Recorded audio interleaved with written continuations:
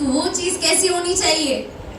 उत्कृष्ट से उत्कृष्ट, बेस्ट टू बेस्ट, जितनी मेरी हैसियत है उससे बढ़कर होनी चाहिए। क्योंकि अगर मैंने वहां पे सर्वश्रेष्ठ चीजें नहीं अर्पण की तो ये मेरी अज्ञानता दर्शा रहा है कि मैं प्रभु को अभी तक समझ नहीं पा रहा। कितनी उत्तम बात है कि हम संसार के जीवों के लिए भी इतनी उत्तम चीज हमारे आगम ग्रंथों में कहा गया है। इतनी सुंदर मजे की बात, हमारे फायदे की बात, जिसमें 1 रुपया भी खर्च करना नहीं है। सुननी है आपको? 1 पैसा भी खर्च करना नहीं है और उसमें हमारा फायदा ही फायदा है। सुनने का मन है, ऐसा लाभ सबको चाहिए। आगम ग्रंथों में कहा गया है कि जिन व्यक्ति की आदत किसी को बिना अपने स्वार्थ के, बिना अपने लाभ के, बिना भविष्य की चिंता किए अगर खाली कुशलता पूछने की आदत होती है। फॉर एग्जाम्पल, आपका और मेरा कोई परिचय नहीं है ना, मुझे भविष्य में आपसे काम पड़ने वाला है, लेकिन फिर भी मैंने आपकी कुशलता पूछी कि आप कैसे हैं, घर पे कैसे है, सब मजे में। सिर्फ इतना ही, मेरा कोई स्वार्थ, कोई भविष्य में मेरा इनसे काम करने वाला। और अगर मैंने उनकी कुशलता पूछी और उस समय, उस क्षण मेरा अगर आयुष्य का बंध होता है तो मुझे मनुष्य गति का आयुष्य मिले। अभी तक समझ में नहीं है क्योंकि चेहरे पे मुस्कान भी नहीं आई।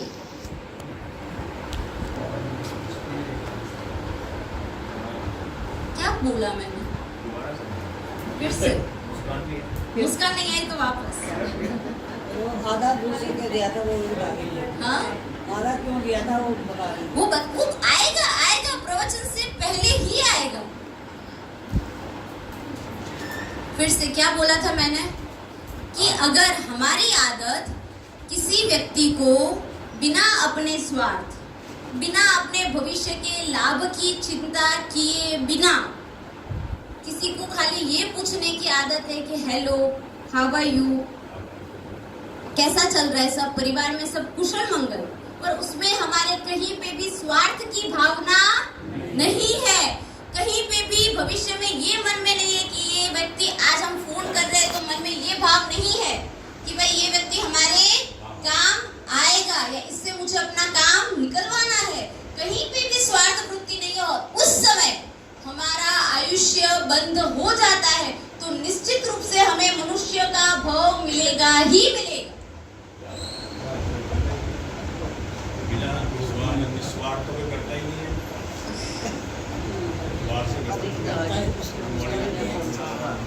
हम गुड मॉर्निंग भी कहते हैं ना तो भी कहीं ना कहीं स्वार्थ है। इसीलिए कहा, इसीलिए अपने पहले में आर्य संस्कृति में परंपरा क्या थी कि जिनको नहीं भी जानते हो वो भी अतिथि हमारे घर पे आ जाए तो उनको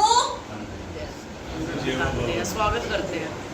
आता स्वागता करने की ये हमारे में परंपरा थी। कारण यही था कि उस समय, क्योंकि हमें पता नहीं है कि आयुष्य का बंध कब होगा, लेकिन अगर उस समय होगा, हमें नहीं पता है कि वो इंसान हमें काम आएगा नहीं आएगा, भविष्य में हमें मिलने वाला है नहीं मिलने वाला है, लेकिन अगर उस समय आयुष्य का बंध हो जाता है तो हमें मनुष्य गति का आयुष्य मिलता है। वापस आते हैं देह दुष्य पे कि प्रभु ने आधा देह दुष्य दिया। क्यों दिया? क्योंकि उसके भाग्य में क्या आधा ही लिखा था। कैसे लिखा था वो समझते। आधा देह दुष्य लेके वो कहाँ गया? जोहरी के पास, क्योंकि रत्न जड़ित था, सुवर्ण जड़ित देह दुष्य था, इंद्र का बनाया हुआ देह दुष्य था। वहां गया, उसने बोला कि यार है तो बहुत अमूल्य, जोरदार चीज है, एक काम कर, अगर तू मुझे इसका और आधा लेके दे देना तो मैं उसको तुझे पूरी कीमत दिलवा दूं। मैं तुझे ऐसे सिल के दूंगा कि पता ही नहीं चलेगा कि ये फटा हुआ है। अब ये आधे की तो क्या कीमत आएगी, काम ही नहीं आएगा, कोई लेगा भी नहीं। ब्राह्मण भी सोच में डूब गया कि क्या करूं, प्रभु से एक बार तो मांग लिया, खानदानी ब्राह्मण था, एक बार तो मांग लिया, अब दूसरी बार कैसे मांगू मैं? तो क्या किया उस ब्राह्मण ने? 1 वर्ष पीछे पीछे जाते कितने साल? 13 महीने। कितने? यहाँ पर शास्त्रकार भगवान उस ब्राह्मण की आंखों को बार बार वंदन करते हैं। क्यों? क्योंकि प्रभु के केवल नाम के पश्चात समूह शरण में देशना देने के बाद तो हजारों लाखों लोगों ने प्रभु को देखा है, लेकिन अगर साधना काल में प्रभु के किसी के दर्शन किए, वो भी इतने समय तक, इतनी निकटता से, तो वो खाली एक ब्राह्मण ही था।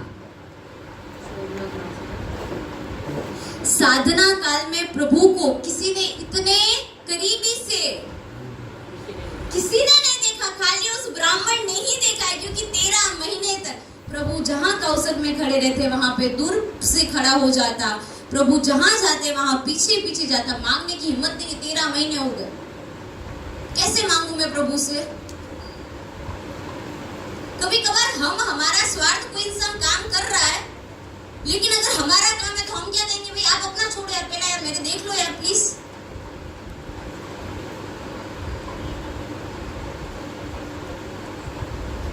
हम सामने वाले के सुख की चिंता ही नहीं करते। और ये ब्राह्मण अमूल्य जैकपॉट लगने वाला था देवदुष्य से कि अमूल्य रहे, आ तू लेके आजा, मैं तुझे पूरी कीमत दे दूंगा।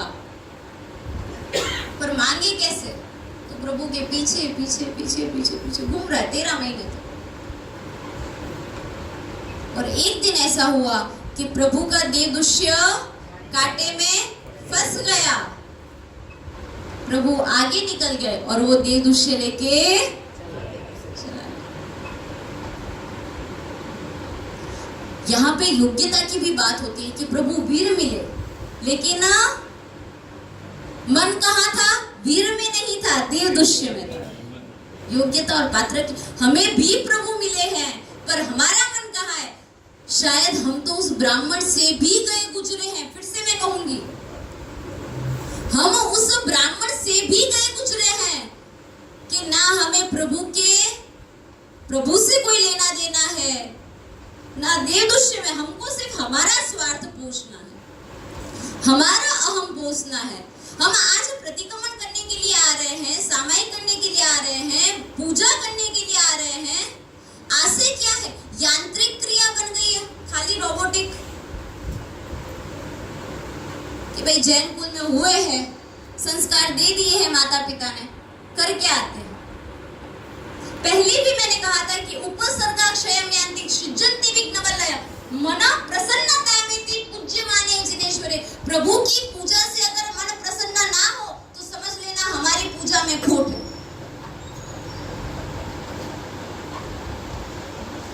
यहाँ पे वो देवदुष्य लेके कहाँ चला गया? वापस उसके पास कि ये ले, मैं तो पूरा देवदुष्य लेके आ गया। वो बोलता है कि काम करता हूँ, मैं तुझे सिल तो दूंगा, लेकिन इसका जो भी कमाई होगी वो हम आधी आधी बांटेंगे। ये मेरे प्रभु वीर है कि जहां पता है कि उसके भाग्य में कितना लिखा हुआ है, आधा ही लिखा हुआ।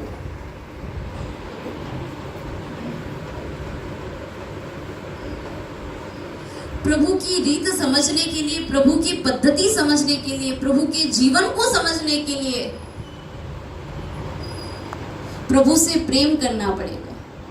बिना प्रेम किए प्रभु समझ में ही नहीं आएंगे। बुद्धि से समझने की कोशिश करेंगे तो शायद अटक जाएंगे, लेकिन श्रद्धा से समझने की कोशिश करेंगे, वात्सल्य से समझने की कोशिश करेंगे तो प्रभु मन मंदिर में उतर जाएंगे।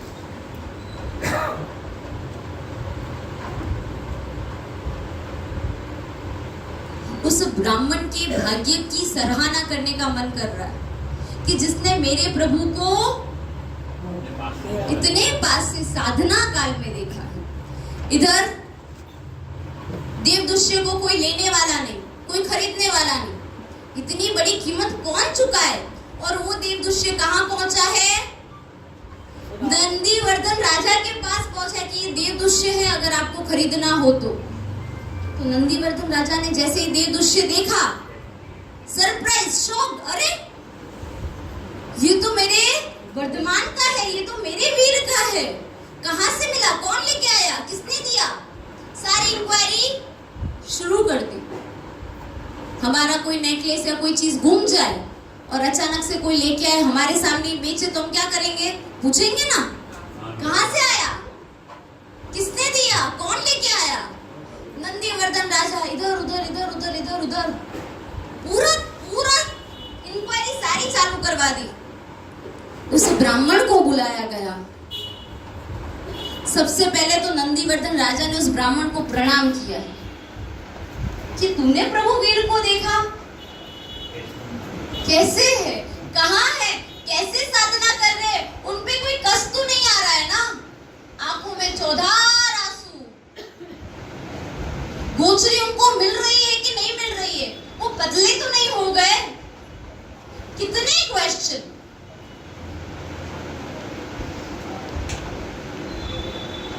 और एक एक डिटेल में हर एक चीज बारीकाई से पूछ रहे हैं। अच्छा मेरे प्रभु कहाँ गए, कैसे गए, किस तरीके से गए, साधना काल में क्या कर रहे हैं, वो हर एक चीज इतनी बारीकाई से, इतनी बारीकाई से।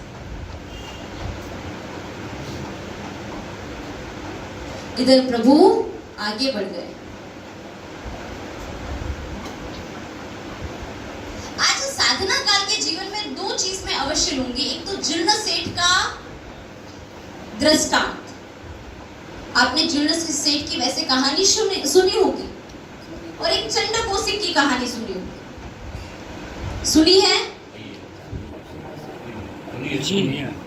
मुझे सिर्फ दो लोगों की आवाज आ रही है, बाकी किसी ने नहीं सुनी है चंड कौशिक की कहानी? याद नहीं है, सुनी है पर याद नहीं।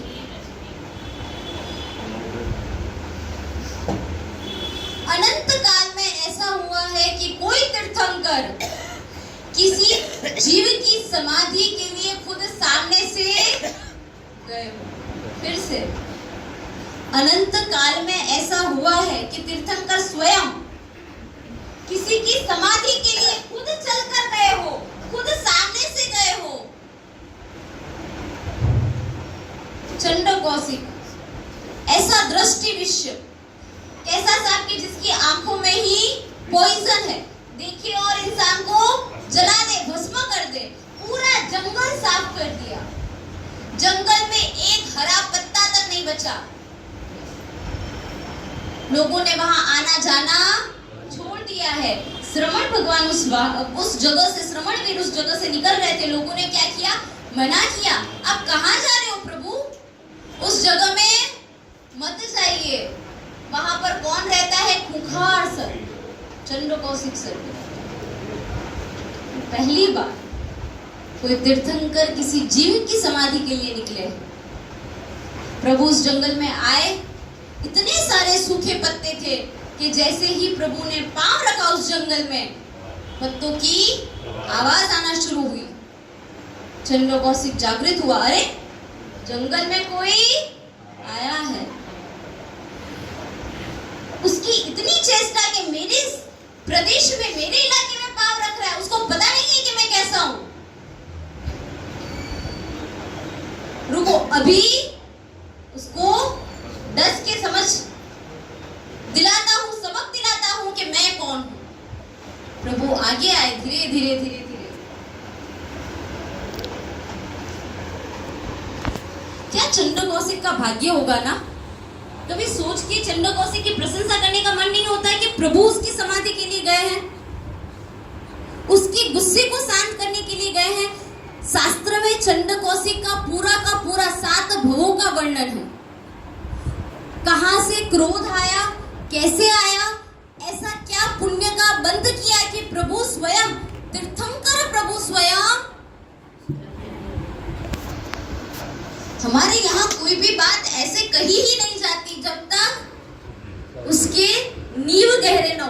पूरी जमीन से बात की जाती है, नींव से बात की जाती है। वो 7 भवों की अलग चर्चा है, उसके लिए हमें 1 घंटा चाहिए कि चंड कौशिक क्या था, कैसा था, कैसे बना, क्यों तीर्थंकर परमात्मा उसको समाधि देने के लिए आए, वो एक अलग कहानी है। वापस हम आगे बढ़ते हैं। इधर चंड कौशिक को जब पता चला कि कोई मनुष्य यहां पर आया है, प्रभु आए। यहाँ पर अभी तक प्रभु ने कुछ भी नहीं बोला है, कुछ भी नहीं। समाधि देने के लिए आए हैं। जिन हमारे लिए क्या कहा गया कि अगर हमें किसी को समाधि देनी है तो सबसे पहले हमें सहन करना सीखना पड़ेगा। अगर हमारे में सहनशीलता नहीं है तो हमें किसी को समाधि देनी भी नहीं चाहिए। पूछिए क्यों? पूछिए। आप पूछोगे नहीं तो फिर मैं बताऊंगी नहीं। अब बताओ। जैसे ही चंड कौशिक ने देखा, दृष्टि मिलाई, पर प्रभु को कुछ हुआ नहीं, तो समझ आ गया कि अरे मेरी दृष्टि से तो सामने वाला भस्म हो जाता है, लेकिन ये कुछ विशिष्ट लग रहा है, कुछ अलग है कि इसको मैंने देखा लेकिन कुछ हुआ तो है नहीं, कुछ फर्क नहीं पड़ा है। प्रभु अभी भी शांत है, प्रभु ने कुछ नहीं बोला। तो उसने चंड कौशिक ने क्या किया? डंक लगा दिया और प्रभु के पैर से क्या निकलने लगा? वैसे वो ब्लड ही है, लेकिन वो ब्लड सफेद कलर का है, इसलिए हम उसको दूध कह रहे हैं। वैसे क्या है? वो खून ही है, लेकिन खून प्रभु का कैसा है? सफेद है। तो हम क्या कह रहे हैं कि दूध की धारा बहने। और उसने सोचा कि अरे ये सफेद, वैसे तो लाल निकलता है, लेकिन ये सफेद क्या है? थोड़ा सा वो क्या हुआ? शांत हुआ। अब यहाँ पर प्रभु ने उसको संदेश दिया है, जब तक उसका गुस्सा शांत नहीं हुआ था, जब तक उसने अपना, कहते हैं ना कि जब कोई गुस्सा करे तो सामने वाले व्यक्ति को क्या रहना चाहिए? आप सब शांत रहते हो जब ये गुस्सा करते हैं तब? प्रभु सिखा रहे हैं कि अगर पत्नी का गुस्सा है तो चुपचाप सहन करके सुन लेना चाहिए, उसमें फायदा है। तो यहाँ पर प्रभु ने 3 शब्द बोले। क्या बोले? 3 शब्द। क्या? बुज्ज बुज्ज चंड कौशिक। ये प्रभु की सबसे पहली अनऑफिशियल देशना थी। साधना काल में कोई भी तीर्थंकर बोलते नहीं है, लेकिन अगर प्रभु ने कुछ बोला है, अनऑफिशियल देशना प्रभु की, बुज्ज बुज्ज चंड कौशिक। योग्य समय पर कहे हुए शब्द भी शास्त्र बन जाता है, और अयोग्य समय पर कहे हुए शास्त्र भी खाली एक शब्द बन के रह जाता है। योग्य समय पर कहे हुए शब्द भी क्या बन जाते हैं? शास्त्र बन जाते हैं, और अयोग्य समय पर कहे हुए शास्त्र भी शब्द बन के रह जाते हैं। यहाँ पर प्रभु ने बुज्ज बुज्ज चंड कौशिक कहा, उसके बाद प्रभु चले नहीं गए। भद्रबाहु सूरीश्वर जी महाराजा ने इसके लिए एक शब्द लिखा है, परिपालियो सप्पो। क्या शब्द है? परिपालियो सप्पो। फिर से सप्पो, परिपालियो सप्पो। प्रभु का काम तो हो गया, बुज्ज बुज्ज चंड कौशिक कह दिया, प्रभु तो निकल सकते थे, लेकिन यहाँ पर एक और विशिष्टता कि जिसका हाथ पकड़ा है, जब तक उसका कार्य संपन्न ना हो तब तक उसका हाथ छोड़ना नहीं। जो जवाबदारी ली है, जब तक वो पूर्ण ना हो तब तक उसे बीच रास्ते में छोड़ना, ये महापुरुषों की निशानी नहीं है, ये उत्तम पुरुषों की निशानी नहीं है, ये उत्तमता के लक्षण नहीं है। तो जो जवाबदारी ली है वो जवाबदारी पूर्ण करना। प्रभु ने क्या जवाबदारी ली थी? चंड कौशिक के समाधि की जिम्मेदारी ली थी। 15 दिन यहाँ पर बुज्ज बुज्ज चंड कौशिक कहा। चंड कौशिक का गुस्सा शांत हो गया। क्या किया चंड कौशिक ने? क्या किया उसके बाद? जाति स्मरण ज्ञान हुआ, फिर कहाँ घुस गया, फिर क्या किया? इसमें कुछ विशिष्ट लग रहा है कि नहीं लग रहा है? मुंह बिल में डाल दिया और उसने अपना शरीर भी हिलाया नहीं, बस इतनी कथा है ना? उसके बाद आयुष्य पूर्ण किया, देवलोक में चला गया। वेदना भी तो भोगना, इतनी चीटियां, लोग प्रसाद ला रहे हैं, दूध चला रहे हैं, जल चला रहे हैं, उन्होंने किसी को कहा नहीं। चीटियां उसका शरीर प्रभु जब तक मिले नहीं थे तब तक 24 घंटे एकमात्र लेशा, एकमात्र विचार के मैं मार दूं, खत्म कर दूं, विनाश कर दूं। और प्रभु जब मिल गए तब खाली एकमात्र विचार के मेरे द्वारा किसी भी जीव को इतनी सी भी तकलीफ ना हो, ये प्रभु के मिलने की निशानी है। प्रभु मिले नहीं तो क्या था?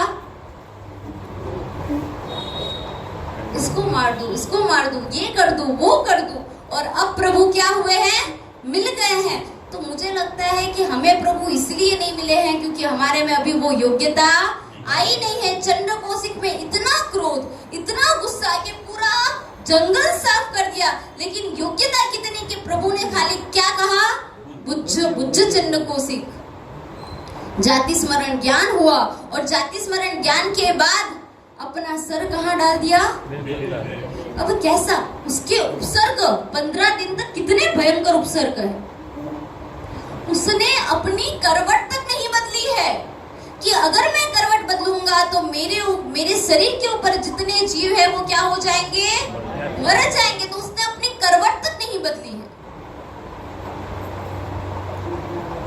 वहां पर लोगों का आना जाना शुरू हो गया, जीव जंतु का आना जाना शुरू हो गया। अपने मुंह को अंदर छुपा लिया। लोग उस पे पता नहीं क्या क्या डाल रहे हैं। कीड़े मकोड़े ने उसके पूरे शरीर को क्या कर दिया है? छलनी कर दिया है। 15 दिन तक प्रभु वही खड़े। कितने दिन? 15 दिन। जब चंद्र कौशिक का आयुष्य पूर्ण हुआ, 8वें देवलोक में गया, तब प्रभु ने अपनी आगे साधना की यात्रा चालू की।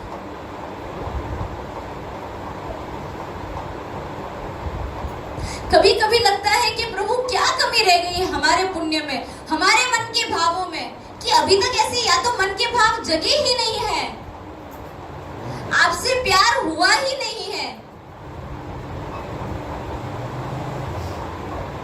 कि हमारे मन के कसायों को, हमारे राग द्वेष को दूर करने के लिए आप किसी को तो भेजे, कोई तो निमित्त बने।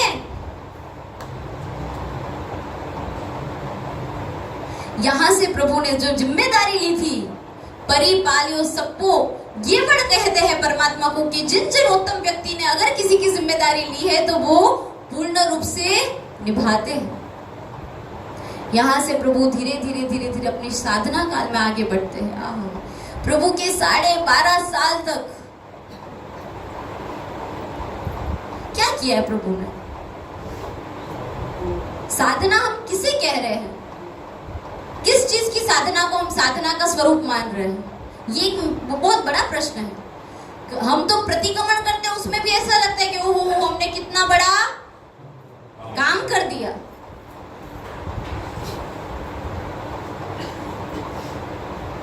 प्रभु की साधना का परिचय क्या है? पर कैसे? प्रभु तो जिए ही नहीं है स्वयं।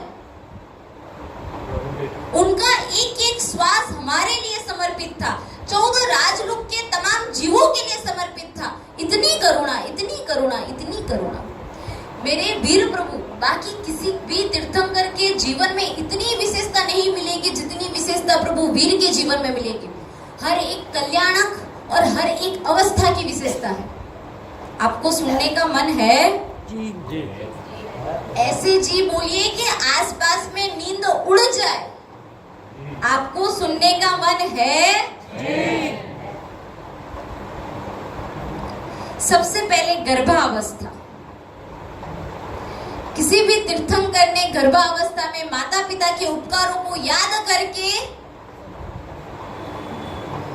अभिग्रह नहीं लिया, संकल्प नहीं लिया, माता की कष्टों का विचार नहीं किया, लेकिन मेरे प्रभु वीर ने किया है। किसी भी तीर्थंकर का परिचय उठा के देख लो, चरित्र उठा के देख लो, उनकी त्रिसठ सलाका पुरुषों में कहीं पे भी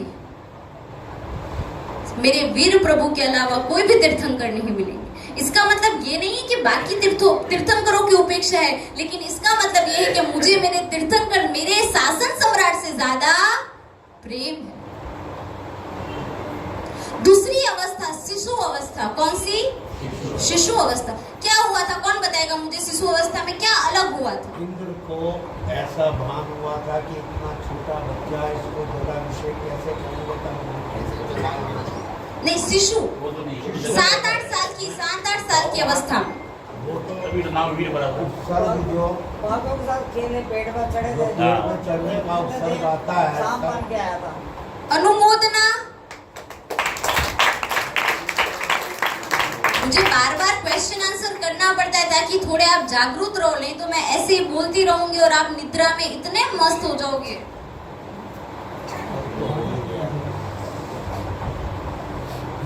शिशु अवस्था में किसी भी तीर्थंकर को उपसर्ग आया नहीं है।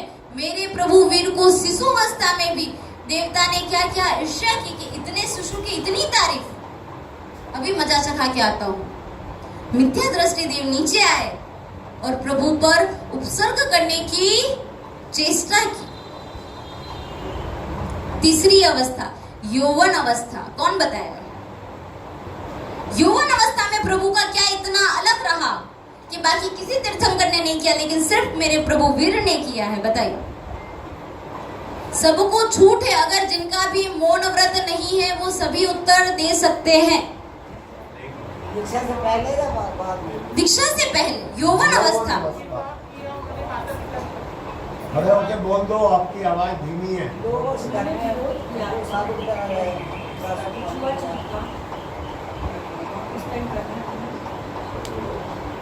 बोलो बोलो, कोई बात नहीं, बोलने में यहाँ पे गलत जवाब में कोई पनिशमेंट। परिवार में बैठे हुए हो, बाहर नहीं बोल रही।